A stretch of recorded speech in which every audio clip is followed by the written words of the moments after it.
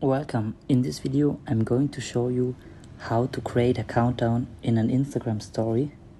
So go to Instagram, then swipe left, so like this, and then you will see your camera. You can also choose a photo file from a gallery, but the most important is to click the AA here on the left side, and then here go up to the sticker symbol here at the top, and then just select the countdown.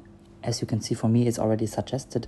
If not, just search for it, countdown, and as you can see here it is.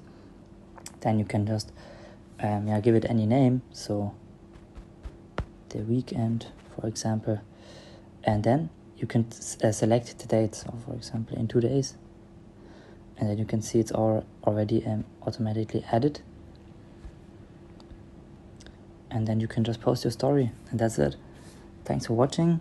Like and subscribe. See you in the next video.